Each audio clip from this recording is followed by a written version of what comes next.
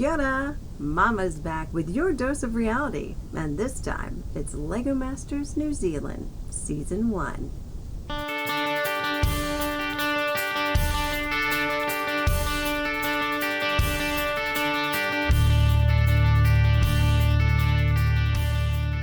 No mai hoki mai, it's time for your LEGO Masters New Zealand Season 1, Episode 6 recap. I'm Mama C. Well, last time we saw Amy and Adam say goodbye, and Georgie and Andrew won the power brick after the mums played it to save themselves from elimination. And this episode, they'll be building something that evokes an emotional response.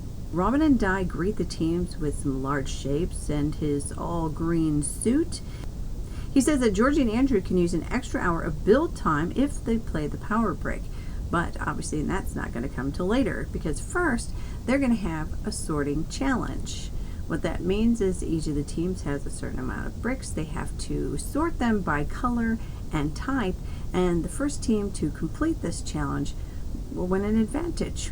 Okay, so they go through, they're sorting the bricks, and Jono and Dan finish first. So they win an advantage, which is they get to pick the colors, right? So each team is going to have a monochromatic color, so that's one. They will get to choose theirs first, and then so on. For their main challenge, they're going to be making a work of art. So it's going to be monochromatic.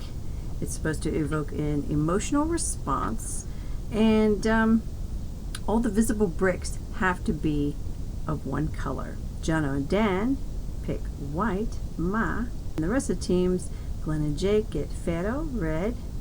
Emily and Sarah get Kofi, yellow. And that leaves Andrew and Georgie to have Kiwi Kiwi, gray. Now, as I said, they have 12 hours for this challenge.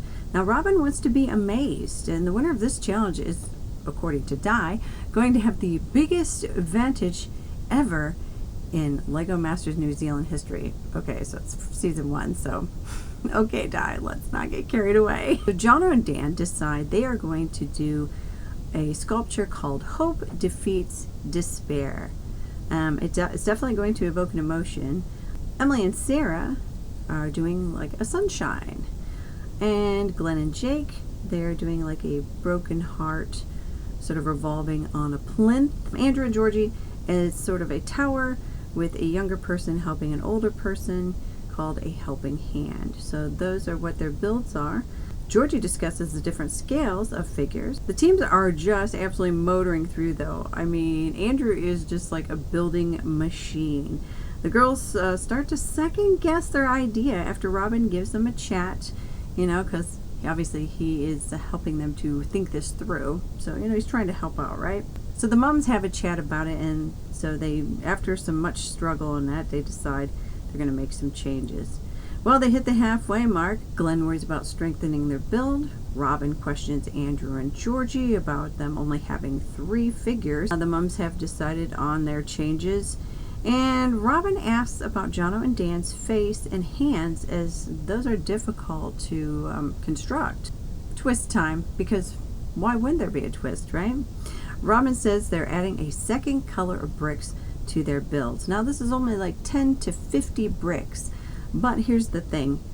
They're going to get assigned colors, or they get to choose between a few colors. So Andrew and Georgie's extra color is going to be 10, which they choose over brown. Jono and Dan pick black over dark gray. The mums pick lime green over dark green, and Glenn and Jake pick dark blue over light blue. Now, Robin is hoping that the second colors will help them with that emotion, maybe give some more depth and shadow. So he's hoping that they will use those effectively. So Di pressures Georgie to use the power brick, but nah, she's not gonna bite. It's coming down to the judging.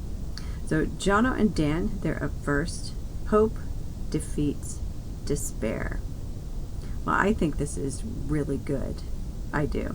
Robin loves the build. He worries, though, that the extra color was just sort of an afterthought, just kind of stuck in there, which, I mean, it is kind of hard to figure that in the whole thing after you've already designed your whole concept, eh? But, overall, it's an absolutely phenomenal build, and it definitely evokes an emotional response. Glenn and Jake, you'll see their broken heart that's on the revolving plinth. It is actually called Holding It Together. So obviously there's the guy in the middle, he's sort of holding the broken heart together. I think it's great.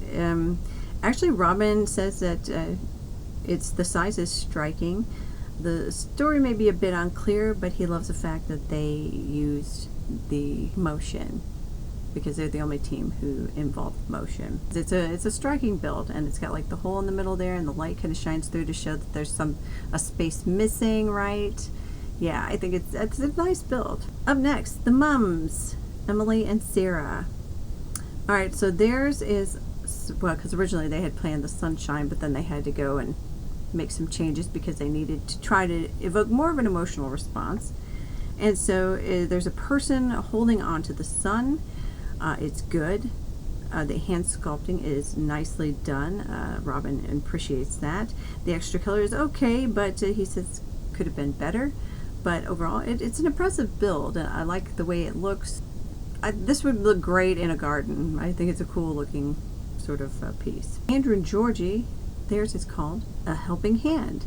They show a young person helping an older person, so obviously giving a helping hand. They have different figures throughout. There's like some within, there's some going in, but not a lot. Robin says the size is striking, and I will say Andrew just hammered that build. He was just stacking bricks like it was nobody's business. And the story, however, is a bit unclear. So time for the results. Glenn and Jake are called up because obviously it's an awesome build.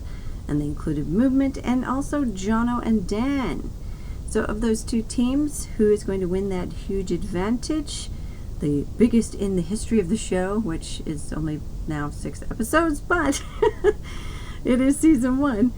So that winner is going to be Jono and Dan. They win that advantage. Robin and Di say he takes them aside to the brick pit and talks to Jono and Dan and tell them that what the challenge actually is. This is their advantage. They know ahead of everyone else. They can tell the other teams that they want.